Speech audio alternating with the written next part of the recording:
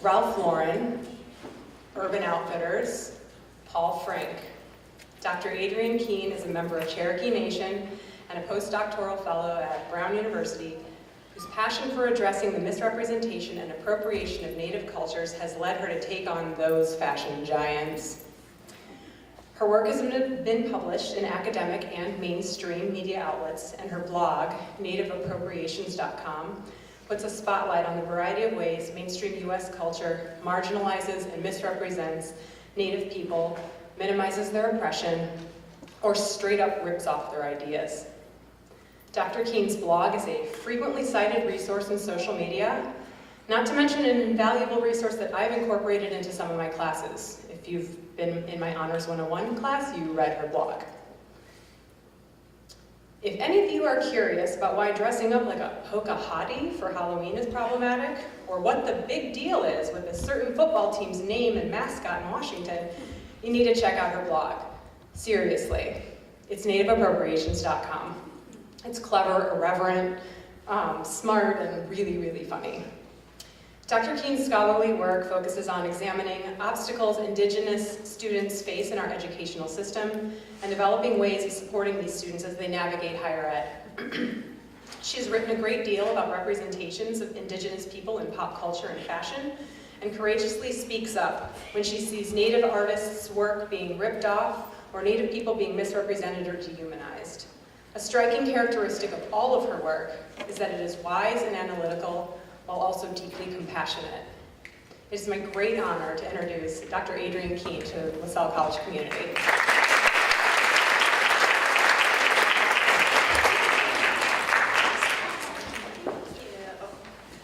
Thank you so much for that lovely intro. Sio Nagada, Adrienne Keene Dawado, Chichalagi, Dalonigea de la Jutla Chinela. Hi everyone, I'm Adrienne Keene. I am a citizen of the Cherokee Nation. I'm originally from California, and the way that you say California in Cherokee is yellow money from the ground, which refers to the gold rush, which I always like. So let's see. If our clicker works.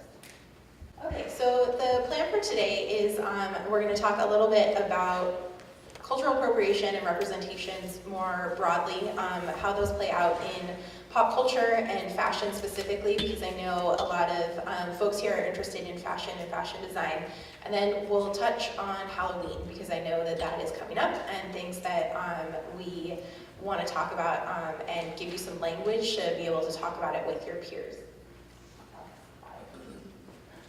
I have so much animation, so it's going to be annoying for you. So click through like 4.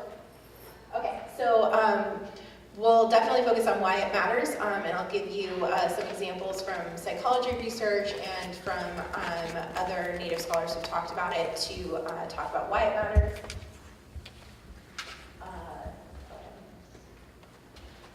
Okay, so what this is what happens when you Google image search Native American.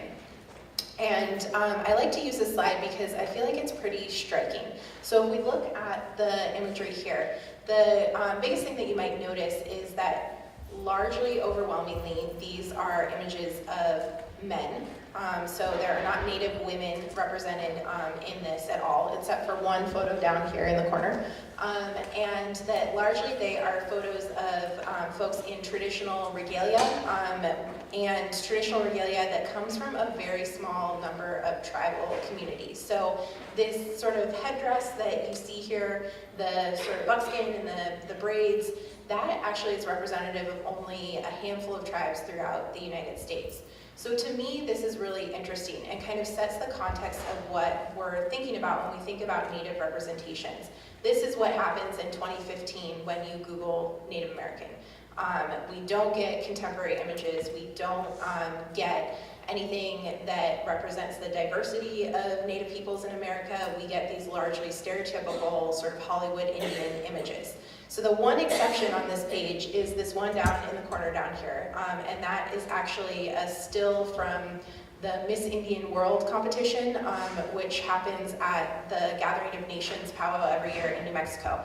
And it's the largest powwow in the US, and it's this incredible, I hate to even call it a pageant because it's so different than a typical beauty pageant, but it's Native women who represent their cultures and their communities, and they do traditional language and dances and represent their culture in amazing ways. So that picture is down there, but if you didn't know what you were looking at, you would have no idea. So this is what most of America thinks of when they think of Native peoples.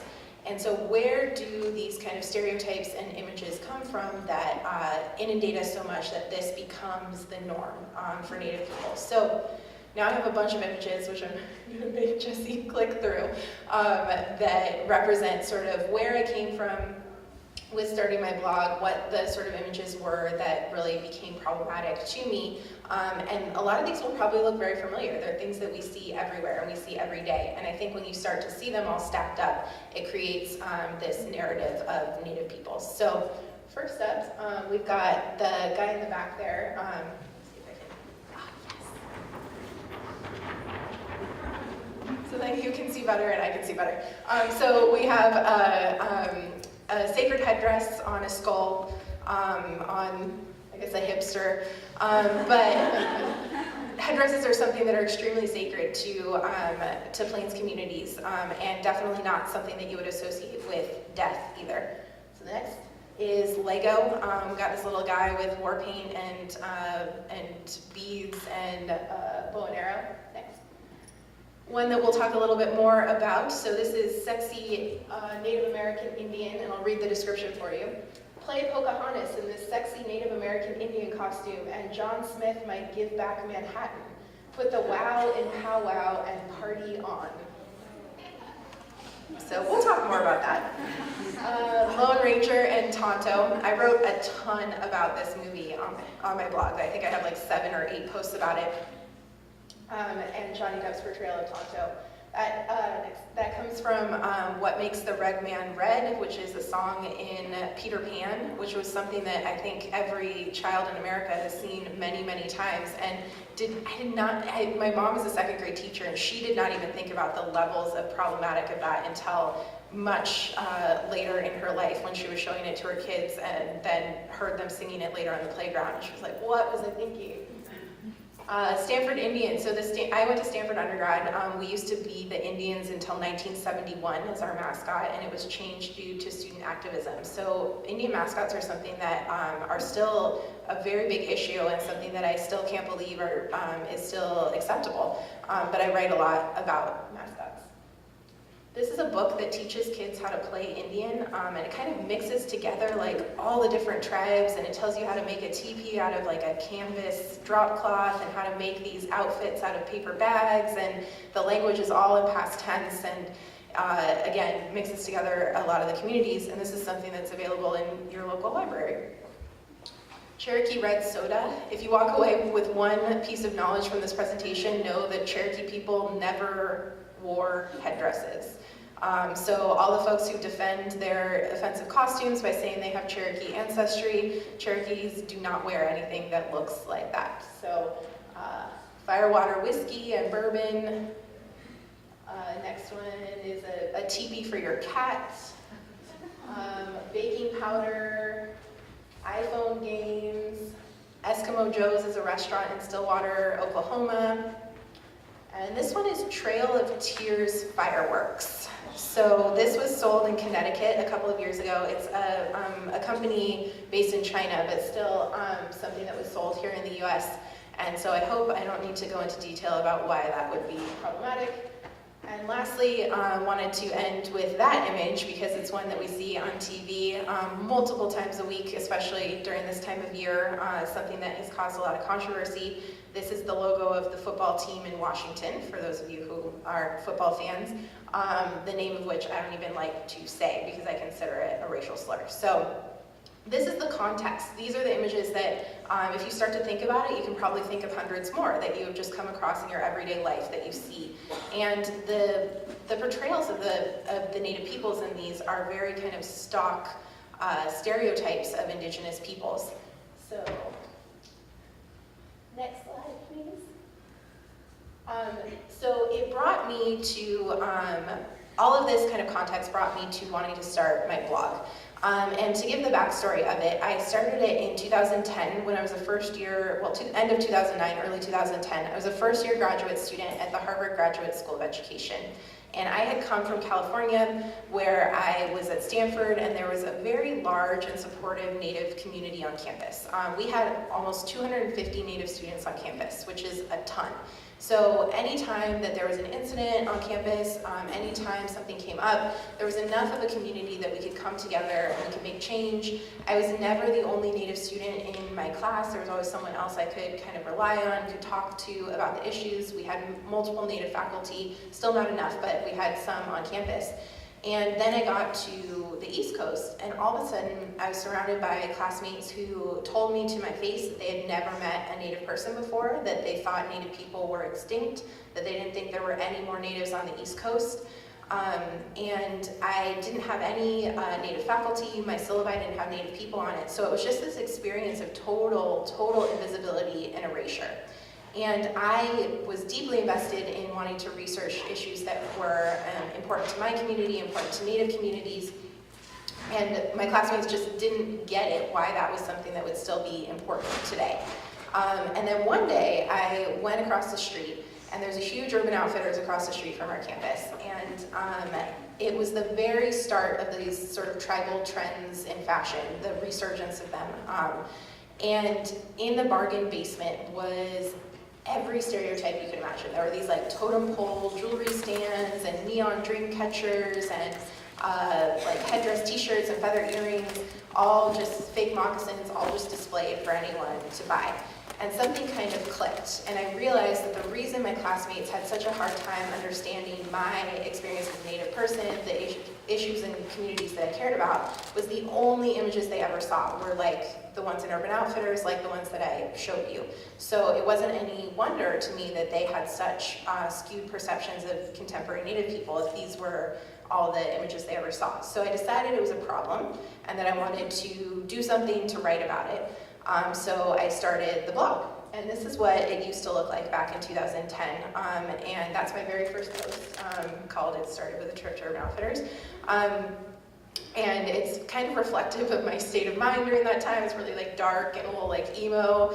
But I also didn't really know what I was talking about then either. It was a major process of me learning about these issues. I didn't come into it with some huge base of knowledge. It was a process of learning. So now it looks like this, 5 years later, much more brighter. And in that 5 years has really been a process, like I said, of learning, of growing, of opening it up to being kind of a larger community conversation where we don't just talk about the issues of representation, but also talk about their broader implications and what it means for us as Native people and the way that we're perceived in society overall.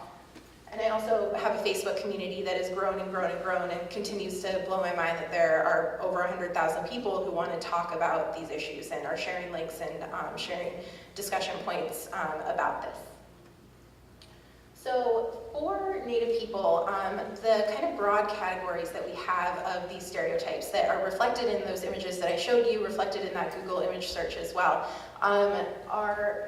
there's a First Nations writer who used this 4 Ds that I kind of like because it is very dramatic and in your face, but the 4 Ds are drums, dancing, drinking, or dead. So if you start to think about the last time you saw Native peoples in the newspaper or on the news, it kind of tends to fall into these 4 categories. So it's either historic, ancient Native peoples artifacts that were found, or it's some sort of pageantry with a local powwow, or some sort of dancing or conversations about alcoholism or poverty or things like that.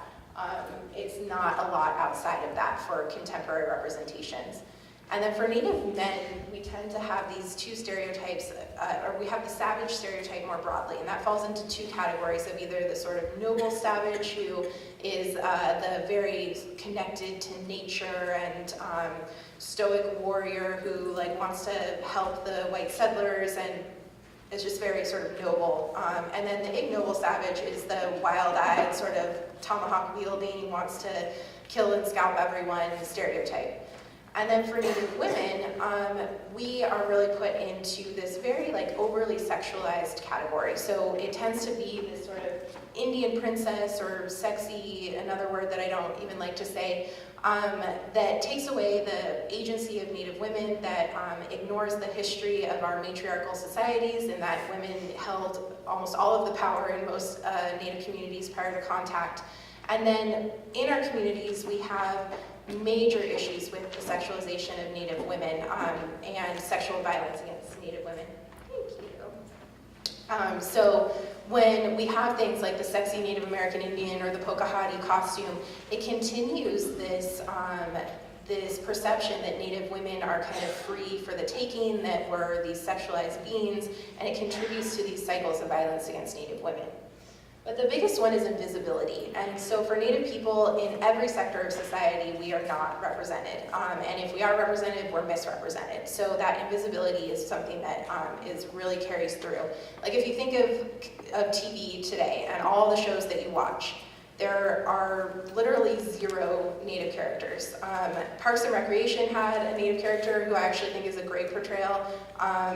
Then Law and Order SVU had a Native character. But these are like 1 out of every TV show that's on the air. So that invisibility becomes really real.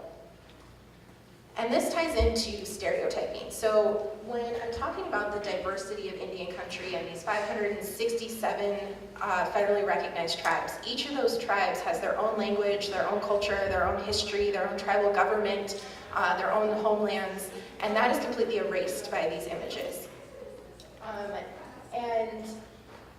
As I've said over and over, it sets us in the historic past and therefore erases our contemporary existence. So oftentimes when we're looking at textbooks or the text that you're reading for your courses, it puts Native peoples in the past, in past tense. It doesn't talk about us in contemporary or modern terms. And then a large problem is that then these images become real Indians to people. So when I then assert my Native identity and say, hey, as a Native person, I'm not comfortable with you wearing that costume for Halloween or with you using that aspect of my culture in your fashion design, people dismiss it because I don't look like those images, so I can't possibly be a real Indian.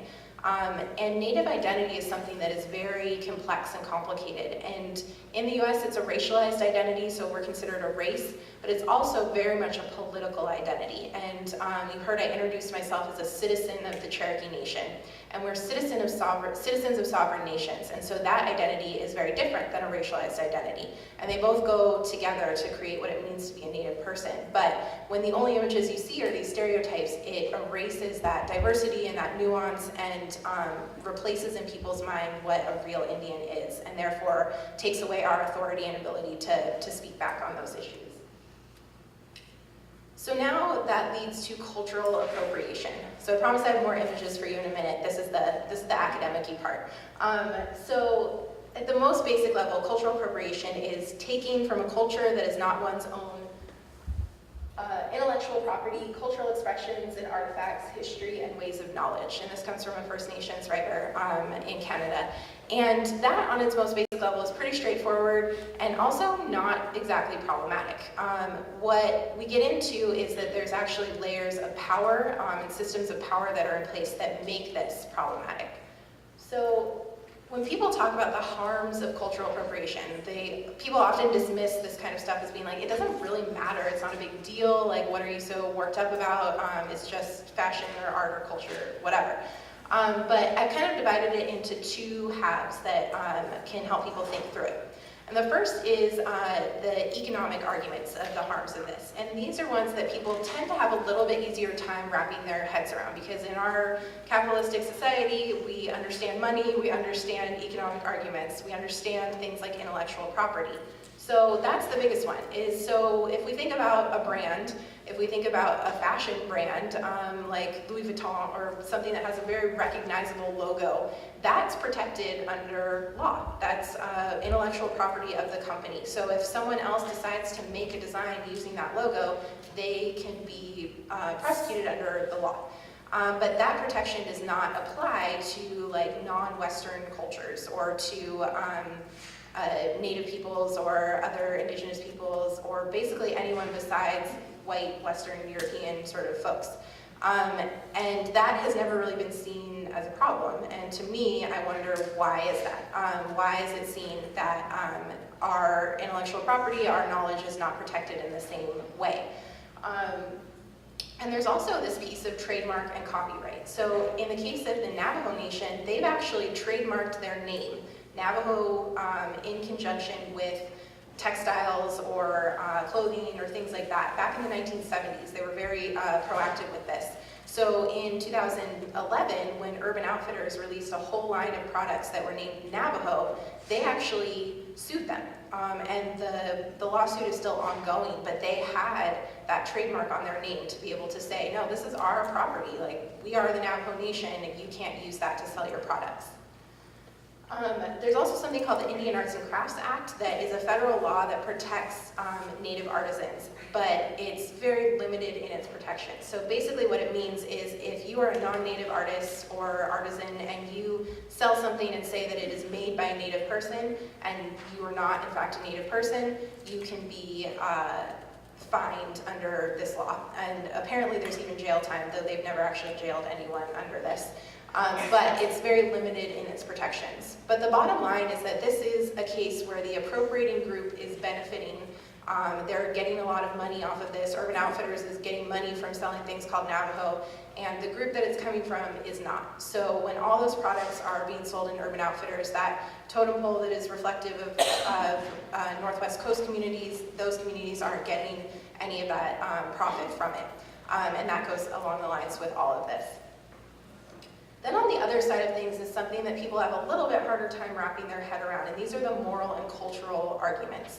And so Rebecca Sosi, who is a Navajo lawyer who writes about cultural appropriation, she says that cultural appropriation begins to interfere with the community's ability to define and establish its own identity.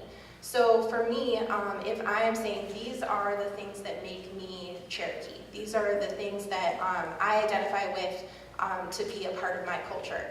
And then all of a sudden that becomes something that anyone can buy at Target or Urban Outfitters. It begins to take away the power of that. And the power of self-representation, the power of self-identity is actually something that is so important to Indigenous communities. It's included in the UN Declaration of the Rights of Indigenous People. That's one of the points in there, is the power of self-identity. So cultural appropriation begins to eat away at that.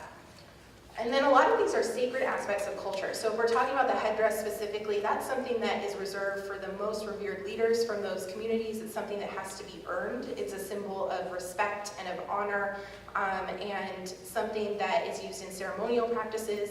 And when things like that headdress that are sacred are taken out of context, you're starting to take away that power from it. You're starting to eat away at that sacredness of it. And that's something that should be respected from folks.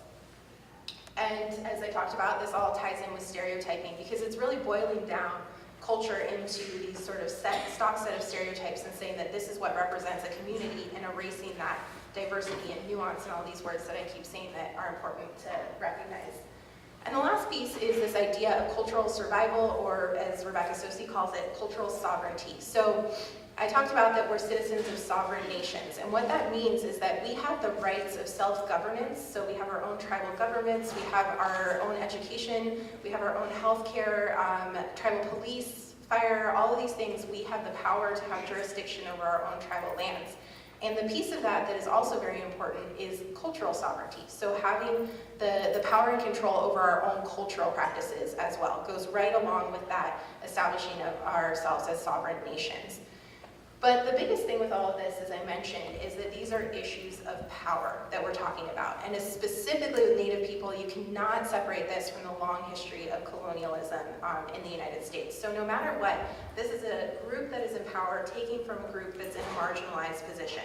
So it's never going to be this like equal exchange of appreciation or whatever it is. It's always going to be stuck in this system of power.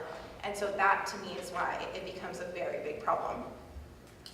And so when we're talking about those ties to colonialism, I want you to look at this animated GIF that I love, because I think it shows the dramatic loss of land that Native peoples have experienced. And along with that dramatic loss of land came a dramatic and genocidal loss of life.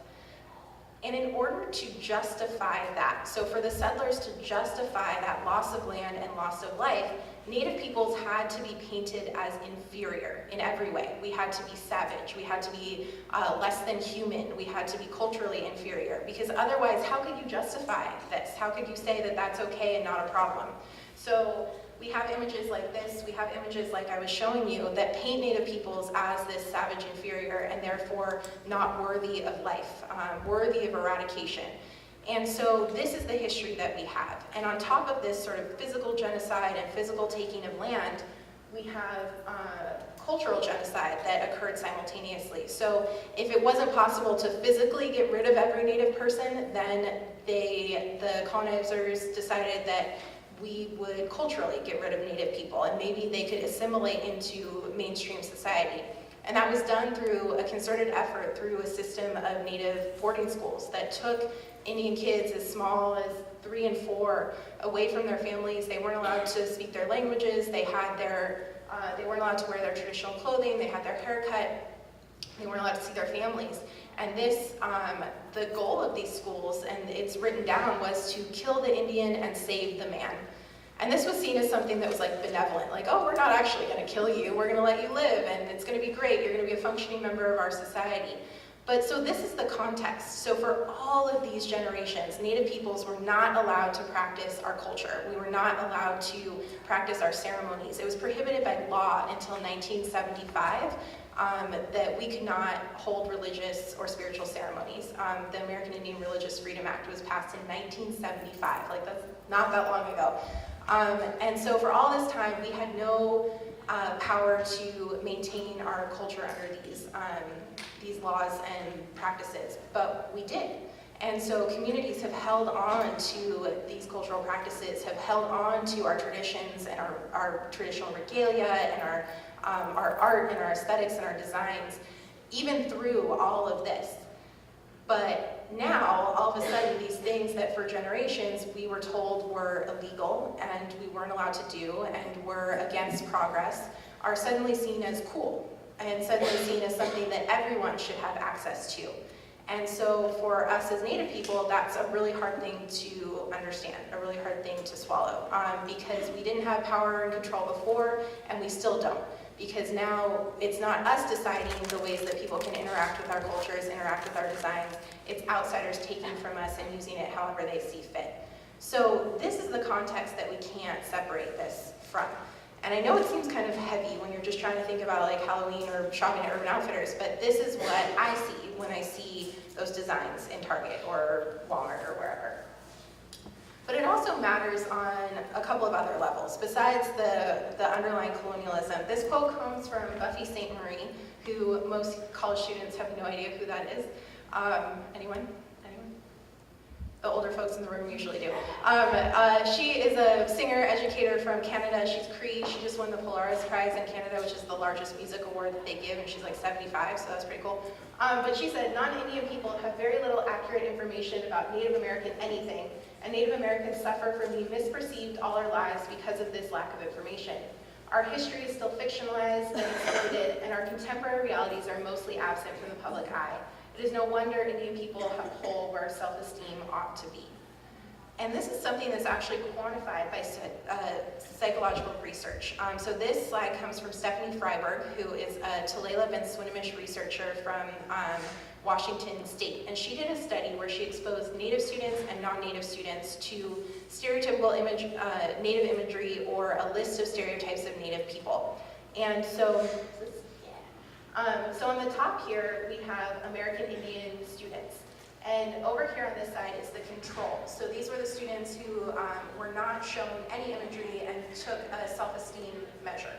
And then over here we have the students who were shown Pocahontas, the students who were shown Chief Wahoo, who's the mascot of the Cleveland Indians, that like horrible red grinning monstrosity. And then we're read a list of negative stereotypes of Native people. And so what you're seeing here is that for Native students, their self-esteem went markedly down with each of these. And it's actually statistically significant how much their self-esteem dropped from viewing these. And Pocahontas is considered like a good image, you know, that she's not like wild-eyed, savage Indian, but even that stereotypical image still affected Native students. But the bigger thing that I think is really striking is that for white students, their self-esteem went up with viewing each of these. So the dotted line is the control. It went up, and went up pretty significantly for each of those. And so not only is this harming the self-esteem of Native youth, which is incredibly important because we experience suicide at rates like 2.5 times the national average, up to 12 times the national average in some communities. This is really reifying white supremacy. This is telling white students that they should feel better about themselves by seeing the subjugation of another group. So this is deeper than just it's making Native students feel bad. It is sort of reifying our entire system that we have set up that whiteness is privileged in these spaces. So scientific research also backs this up. This is going to be a little bit hard to read in this light, so I'll summarize it for you. It's a great quotation. It comes from Sunny Singh, and in this article called Turbans on the Runway, What Does It Mean for Sikhs? And it says, the thing about cultural appropriation is the appropriator does not have to face the same consequences that we do for practicing our culture or faith. For them, it is an accessory that can be taken on or off at will, while for us, it is a way of life. I'm not saying cultural or religious garb or practices should not be shared. Culture never exists in a vacuum and is never pure, nor should it be. It's ever-changing, evolving, and growing. But in a society where immigrants and communities of color are marginalized at every level, we can't pretend that power relations do not exist when we have this conversation about appropriation. Sharing and exchanging cultural and spiritual practices is great, but it gets more complicated when we're not all on equal footing. It gets more complicated when meaningful things are taken, commodified, and exploited for a profit with little respect shown to the community they were taken from. So I think that kind of pulls together a lot of these things that I was talking about. So now I want to talk a little bit about fashion and talk about the ways that this plays out. And I have more images for you to show just in the last few years what this has looked like. So this is from the company ASOS, which is a British brand, and it says, "Go native with Aztec and Navajo prints. They invented chewing gum and chocolate, but surely the Aztecs' greatest achievement was inspiring these fresh prints."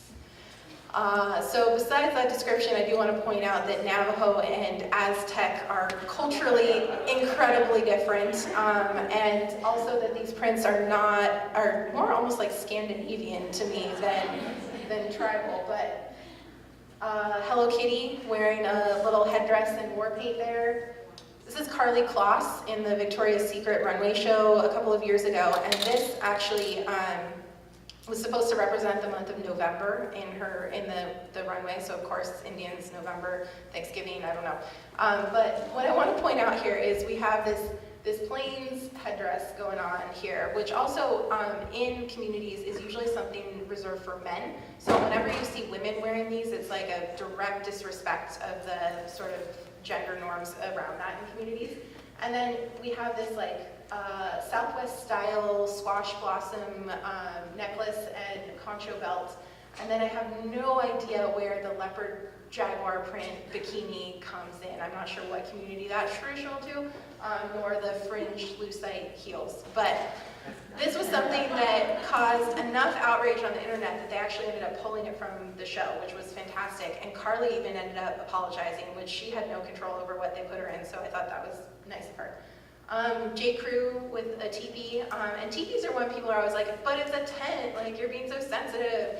And it goes back to that history of colonialism. We were told that this was the wrong way to live. This was like a backwards thing that we were not allowed to do.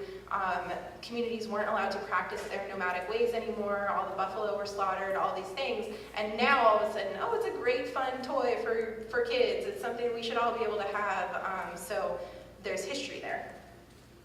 These are our kids' moccasins that retail for $350 from House of Harlow, which is Nicole Richie's line. And you can buy some gorgeous moccasins from Native people that cost probably about that much. So that's the big thing that I talk about with these things is I don't want people to not wear Native-inspired things. What I want you to do is to buy it from a Native person. That's it.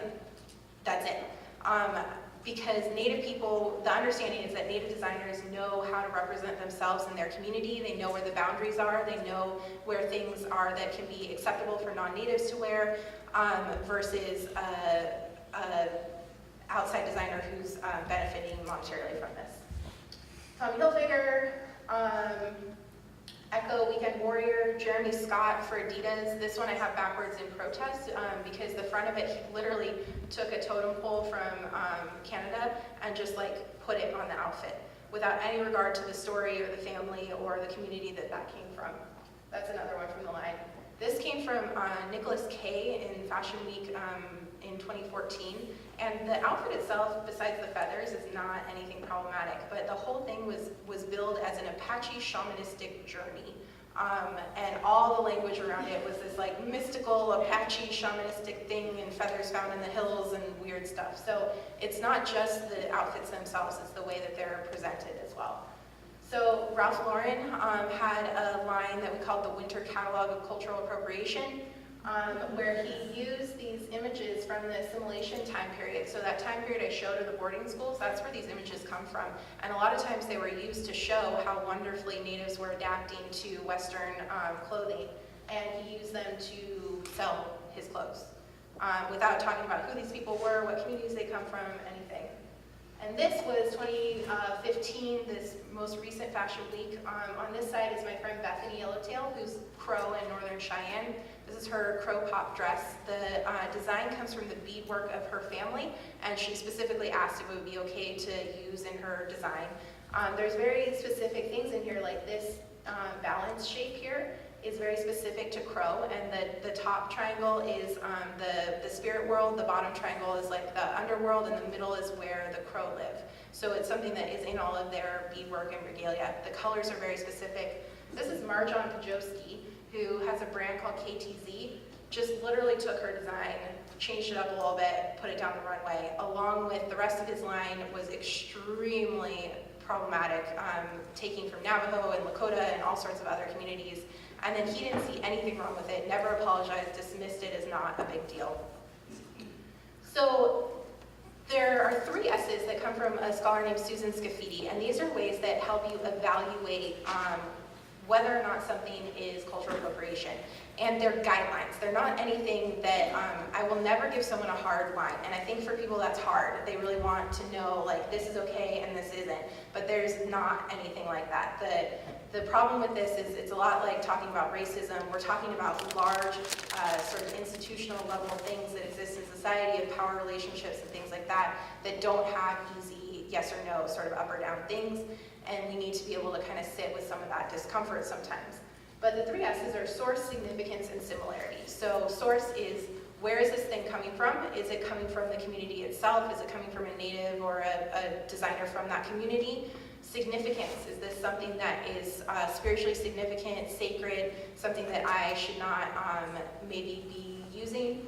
And then similarity, is it like Marjan Pajowski where you took the exact thing? Is it vaguely drawing upon some of the aesthetics from it? Just thinking about the actual similarity to the product.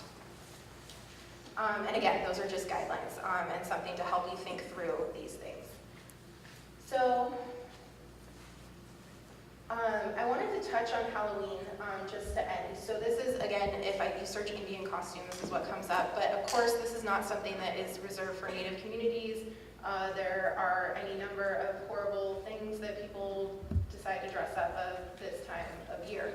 And I get a lot of pushback with Halloween specifically. And the interesting thing is people do not really have creative ways of challenging this. So the pushback falls into these main categories, and I want to go through them. So for those of you who care about these issues, to maybe help you get some language to talk about it. For those of you who still aren't sure, maybe this will help you a little bit too. So what about Vikings or lederhosen or leprechauns or cowboys? And this goes back to, again, those issues of power. So in our society, there's not an active system of colonialism against Vikings. There's not laws in place that prohibit Vikings from practicing their culture. There's not anything like that for descendants of Vikings, they're not facing this ongoing daily oppression in our communities. And then things like leprechauns, not real, cowboys are an occupation, so not an entire sort of group of people. So that to me is not a strong argument. But I didn't mean it in an offensive way. And this is one that happens all the time. And I hope that we can start to separate intent from this whole conversation, because intent really isn't this like magical thing that erases the pain of the action. So the example that some people like to give online is that if someone like steps on your foot and like totally messes up your toe and they're so apologetic and they didn't mean to step on you and they're so sorry about it, it doesn't take away the fact that your toe is still throbbing and in pain. So the intent of this doesn't erase the hurt. And especially if we're talking about blackface, there's no non-offensive way to do blackface. Like full stop, no nuance there. Like there's no non-offensive way to do blackface because of that legacy and history of blackface being used as a way to subjugate and make fun of African American people in the United States. Like there's no way to separate a contemporary use of blackface from that history. And the same goes for dressing up as an Indian and dressing up as these other communities. But blackface is the one that people tend to stick on. It's an honor. And I hope we can see from this that is not the way to honor any sort of community. To show your respect from it is not by distilling it into stereotypes and dressing up for it on a night when you most likely are imbibing large amounts of alcohol and doing things that aren't respectful of that community. I'm a historic character, I'm Pocahontas, or I'm a fictional character, I'm Jasmine, whatever it is.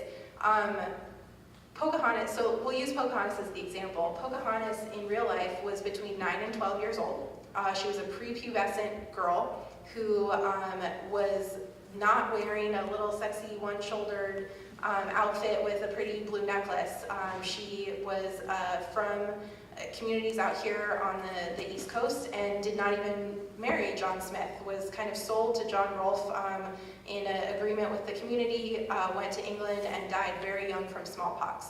So if you want to dress up as Pocahontas, that's the history that you need to pull off of, not the fictionalized Disney version. And that is probably not as cute or sexy that you want to dress up as for Halloween. But my great-grandma was Cherokee. This one I even got this morning on Twitter from someone. And Cherokee regalia does not look anything like those fake sort of Pocahontas costumes. To me, the way you respect your ancestry and your heritage is by actually respecting it, actually learning about it, not using it as a get-out-of-jail-free card, not using it as something that you pull out only when you've been accused of racism. So to me, I hold people who have Native ancestry to a higher standard, and I believe that in order to really show respect to that heritage and that ancestry, this would be the last thing that you would think of doing. So I challenge those people to educate themselves a little more and think about how they're actually honoring it. This one is another one I've gotten for real.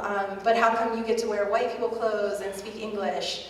Colonialism. So we'll just go from there. You're being way too sensitive, get over it. And that's, I think, the largest one that everyone gets. And hopefully I've demonstrated that this is not just a low-level thing, it's something that has a lot behind it. And if it's not a big deal, then it shouldn't be a big deal for people to not dress as that for Halloween. So the not a big deal thing goes both ways. And on that note, there's this quotation that I like from this guy named Guante, who's an MC poet. And he says, "It's mind-boggling to me how this debate is always framed as, why shouldn't I be allowed to dress up as a stereotype, as opposed to, why would you want to dress up like a stereotype?" So I think that's an important sort of reframing of it, to think about it in that way.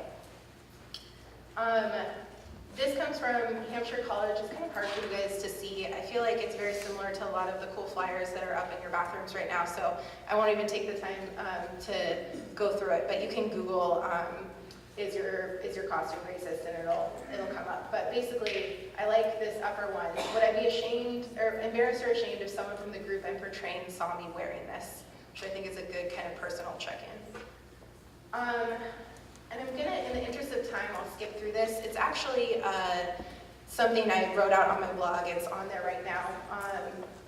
On a post called, "So Your Friend Dressed Up as an Indian, Now What?" So I walk through these steps. So if you go to my blog, it's actually one of the first things that's on there right now. But just how do you think through the conversation that inevitably will happen with a friend if they're dressed up in an offensive costume? And these are kind of the steps that I go through in that process. So with that, I want to end with some of these images from amazing communities who are pushing back on these narratives of Halloween, because I always like to, I realize with my blog, what I do is I tear apart all the negative representations, but I need to be better about giving people representations to replace it with. So if I'm telling you all this doesn't represent Native people, all this doesn't represent communities of color, but then don't give you anything to replace it with, that's not as strong of an argument. It doesn't really move things forward in the way I'd like. So I always try to end with positive images of people engaging in resistance or pushing back. So these all come from various campaigns of culture, not a costume. Most of these come from Ohio State, which were the first ones who made these. And I think they're really beautiful. So you wear the costume for one night, I wear the stigma for life. There's another one from that campaign.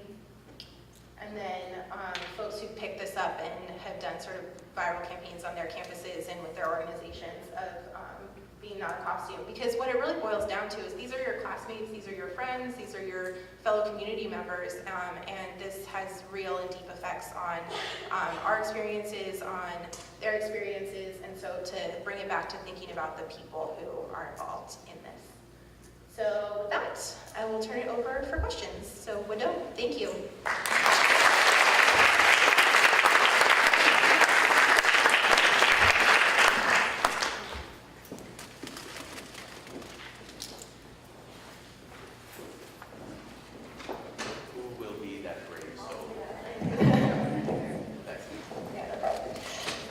So you talked about, that's really loud, okay. So you talked about wanting to support Native designers and Native artists. Is there kind of like a websites connecting like Native designers to people who want to purchase their items? Because I know like you type in Native American, whatever, like it's going to come up with a bunch of non-Native designers or artisans. So how do you find and source those designers and artists? It's almost like I planted you in the audience. That is a question that I often get, and one my favorite resource to point people to. So before when I started this blog, that was I would always end with that call, be like, buy from Native artists, and then people would be like, okay, where do I do that? And I'd have to say, well, you have to be a little resourceful, you have to go to powwows, or you have to like go to communities themselves.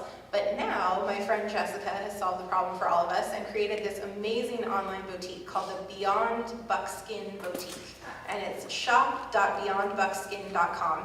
And she is a former academic. She used to be a professor. She decided to become an entrepreneur. Her research is on Native fashion. And the amazing thing, this website has grown from like having 3 designers on it to, I think there are like 80, 50 something designers on there.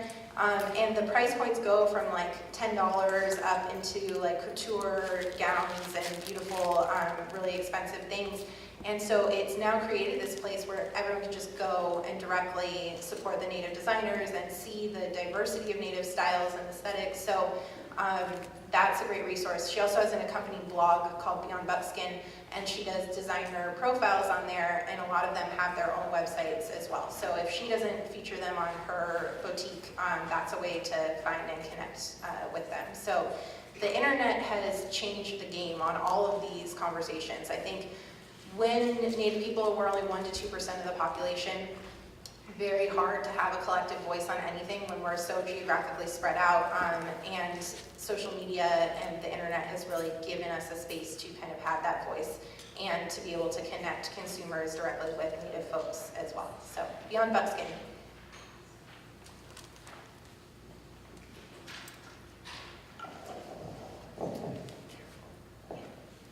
Hi, can you hear me? Okay, so like how would you like bring this to schools that like aren't college, more like elementary and like middle school? Because like for me, growing up, in like the 2nd grade, November, everybody's talking about Thanksgiving, and then we learn about the Indians, and like we're building teepees and feathers for our head. Then we watch Pocahontas, and I'm like, oh my God, she's so cute. Oh my God, I want John Smith to be my bae. But when I'm older, I'm like, oh snap, everything that I thought was supposed to be good, it's not really. But then at a younger age, I'm also taught about slavery and how the blacks and the whites, and I'm like, but I know at a young age, like, oh my God, this is wrong. And I knew from earlier, how do I know it's wrong? Well, how do you teach the younger, the little bees, that it's wrong at their younger stage? Yeah, I think the big thing, so I mentioned my mom is, I don't know if I mentioned you guys, but my mom is a second grade teacher. So for her, these are conversations we have all the time because the actual curriculum that she's given is horrible. And she's in California, which is like relatively progressive in some things, but for her, it's a constant challenge of being age appropriate, but also wanting to the students to understand the real legacies of all of this and to give them the correct information. So the big thing that she tries, so she is supposed to teach about Columbus Day. She does not. She teaches instead about Indigenous Peoples Day. She mentions Columbus as a guy who many people say discovered America, but we all know that Indigenous people were here first and have been here and are still here. And so she just constantly is reframing the narratives for her students. And when they talk about Thanksgiving, the biggest thing that she wants them to understand is that it's not generic Indians, it's the Wampanoag people, and she shows them on the map like where they are and talks about their community and has a couple of children's books that actually do tell like about the Wampanoag. Because the whole narrative of Thanksgiving is a complete fiction. Like there wasn't like a day where everyone sat down and like had this big meal. Like timeline-wise, it doesn't make sense. You wouldn't be big harvesting during the middle of November in New England. Like that is not a thing. So she doesn't necessarily go into that whole thing, but make sure that the students are aware that it's an actual community that has a real name, that they still exist today, and that they were the ones who basically saved the Pilgrims' butts, is like her big thing, is that the Pilgrims would not have survived if it weren't for the local Native people. So she picks very specific kind of goals for her students that they can understand. But it's really about how do we get every teacher to do that? How do we get everyone to understand that? Because it's very easy for folks to fall back on we're going to show Pocahontas, we're going to build a teepee, and that's Native American Week. Because all of us have been raised in this society that doesn't talk about those nuances. So it's a matter of unlearning what we've been taught and being able to share with our younger siblings or cousins or students that we come in contact with and really start that process of re-educating. And if anybody would be interested in getting a social justice link credit by going to a school and giving a presentation and educating, or the barn, come see me. I'd be happy to offer that. Hi. I just wanted to know how you feel about the infamous Twilight Saga and how natives are like represented in that movie. So the question of Twilight. So it's really interesting because when it first came out, I will openly admit there was this sort of like excitement where I was like, oh my God, there are native characters, they're main characters, they like have names, they are like part of this community. People recognize that they have like ties, ancestral ties, but they're like still modern people, and like one of them's a main love interest. Like, wow, this is cool. And then I started reading it, and it's not cool. And one of the main problems is the tribe that is portrayed in the books is a real tribe. So these representations that, what's her name, Stephanie Meyer? Yeah. That she basically like made up this story of the like vampires and the wolves and the treaty was completely fictional. And now it's being associated with a real tribal community, and it's like a total manipulation of their cultural practices. And then, of course, so the native characters turn into animals. So there's this immediate connection with like being less than human, like being subhuman, being tied to this like savage. They can't control themselves a lot of times. Like Jacob can't control when he transforms. Like he gets angry, and then all of a sudden he like becomes the werewolf. And so it's this again stereotype of the like hot-headed sort of savage beast. And then the language like around Jacob and Bella, and I can't believe I'm going so in depth, and you can tell I've read all these books, is that it's really, I read it, to problematize it, critique it, but there's not a lot of language of consent with him and Bella. Like, he is very much like really aggressive and like and so to me, again, all of these sort of things that are coming out of the character, coming out of this fiction, are then applied to Native peoples more broadly because we don't have any other representation. So these were the only Native characters in recent memory that kind of made such a big splash in literature, and they have all these really problematic stereotypes. And then in the casting of the film, they cast a non-Native guy as like the main Native. He made up some Native ancestry in order to get the role, and like the real Native actors were like the background ones, and so there's that too. But yeah, so to me, it was something that could have been really cool because there are so few Native portrayals, but then clearly just fell back into these really problematic tropes of Native men. And then the only Native woman that you know is Emily, and she like is in this very like subservient kind of role and is like scarred by her man and still stays with him because that's just what he does and stuff like that. So lots, could write a whole dissertation on the portrayals in Twilight.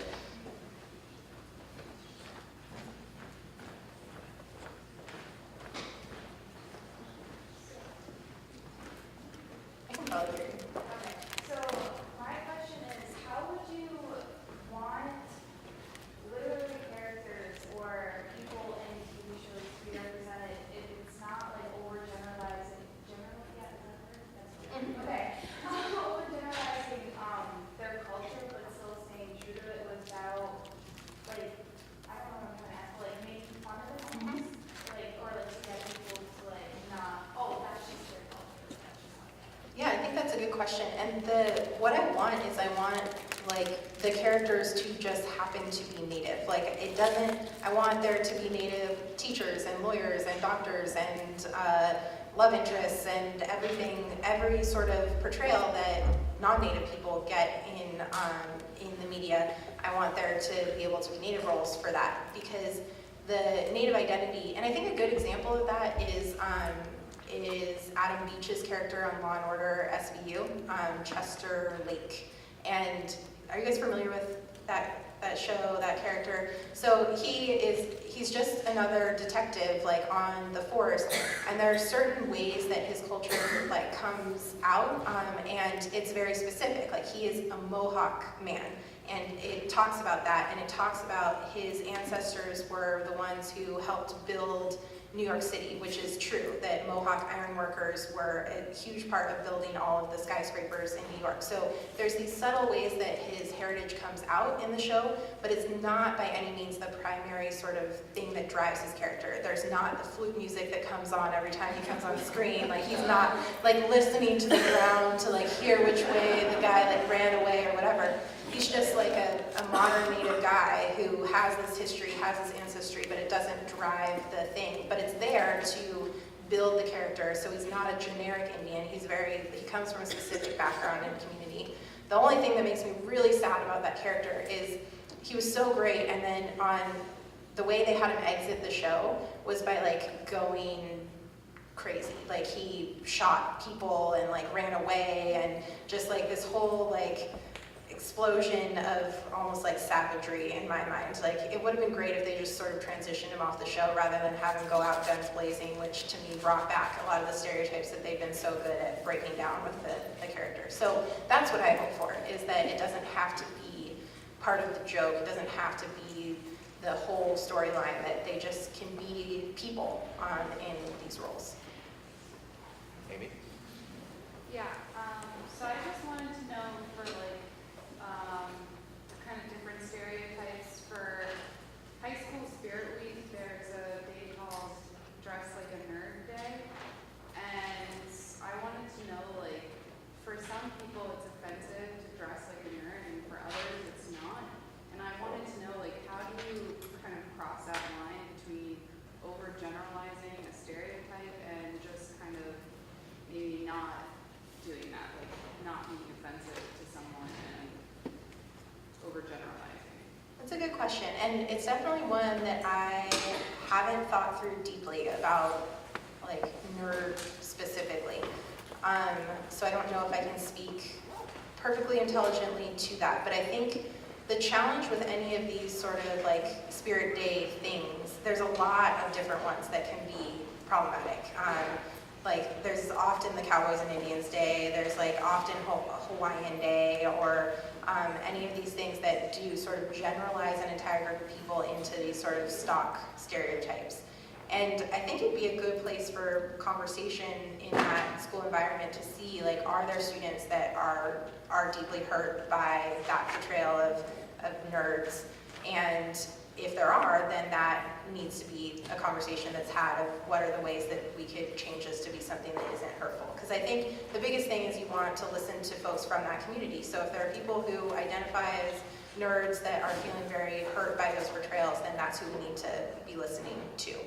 And it's a little bit different because I think a lot of the mainstream representations of like nerddom are of folks that aren't necessarily from like marginalized communities, but how do we talk about, is there a nerd culture that we're talking about? Like, so it's definitely something that I would direct back to folks who are concerned about the portrayals and just listen and see what would make them comfortable. So what are your thoughts about honoring a community if you are outside of a community, if you are inspired by Native people and the beauty that they really bring to this country? So what's appropriate about that? So the question was if you really are inspired by Native American cultures, communities, and want to honor that, what's a way of going about that? And I think, like with Beyond Buckskin, there's ways to incorporate Native design and aesthetics into your wardrobe that are perfectly acceptable. And then I love the part of that I really like as well is the conversations that then come out of it. So if someone compliments you on whatever you're wearing or asks about it, then you can say, this is from so-and-so designer, who's from so-and-so community, and it again starts to break up that mass of like the one Native American everything. So you can say like this is a Navajo cuff made by Erica Lee, who is like a Navajo silversmith from Ganado, Arizona. So that becomes a conversation point. And then I think the biggest way, in my mind, to honor Native peoples and our contributions is to give Native peoples a platform and support Native creators in doing whatever it is that they do. So I think oftentimes people like authors or designers want to honor Native peoples and their respect for them, but they don't invite Native people to the table to do it with them. So collaboration and relationships are the two things that I push for everything. So if you want to pull on Native aesthetics in your newest fashion line, invite a Native designer to do it with you and work together. If you want to write a book that has Native characters, invite Native people to write with you, work with you, to read your texts and compensate them, pay them to do that, rather than seeing yourself in a role that you can honor by portraying without inviting people sort of to the table. So I never want folks to walk away and be like, well, I'm not going to interact with Native people ever again and never do anything, because I think the biggest thing is just opening up the conversations for collaboration and giving the power back to Native peoples to represent themselves in the ways that we see fit. So I have a question about the graphs that you were showing us about the self-esteem. So how exactly did that work? Like, did everyone just get a self-esteem quiz or talk about like something like this and then get one out? I just find that so interesting that there was a blatant, obvious increase in European American versus Native people. So, like it was so obvious. There's no way you could be confused by that. Yeah, so the way the experiment was set up, they didn't know what they were there for. It wasn't like we're doing a study on Native representation. And they were given a bunch of photographs of like neutral things, so like landscapes and like various like neutral sort of things that didn't have the weight. And then slipped in would be the images of Pocahontas or Chief Wahoo. And they were given a self-esteem measure before and after. They also did other ones of like community worth, like how valuable is my community, how much does my community have the ability to be successful, and had students generate lists of possible selves. So they'd say like, what can you be when you grow up? And they'd have them sort of list things out. And for both of those measures, it went down as well for Native students. So it's a really well-designed study where it took into account a lot of the potential sort of interactions of outside influences. And one thing that I think is really interesting is that with the self-esteem measures, for the students who said that mascot images didn't bother them, like the Native students were like, the ones who were like, no, it doesn't bother me, I don't care about that at all, their self-esteem actually went down more than the students who said, yeah, I see a problem with it. And Dr. Freiberg has theorized that the students who already can articulate that they feel like there's something wrong with it have built up sort of defense mechanisms to be able to deal with those constant affronts, where the students who say like it doesn't bother them haven't had those conversations to be able to build it up. So the study was really groundbreaking in the ways that it was able to terse apart like a lot of these kind of smaller parts of it that go into it and and I love it because it's a way that data can really make change, because people for so long were arguing that mascots didn't matter at all, and then finally along came this study, and now we can say like, no, this actual like peer-reviewed psychological study that went through all the checks that a normal psych study goes through has shown us these actual results to see, show that it actually is harming our students. Who's driving the conversation around issues like the mascot issue? You mentioned that the internet has become a platform for Native peoples. Are Native peoples driving the conversation that these mascots are an issue, or how are these conversations getting started? Yeah, definitely it is Native peoples now. I think there was this one phone survey done in 2002 that had 765 participants, and it was the last question of a 11-question phone survey that was asking all about the NFL, and the last one said, for the people who identified as Native American, does the name of the football team in Washington, or is the name of the football team in Washington offensive, or does it not bother you? Which is, to me, not two sides of the same coin.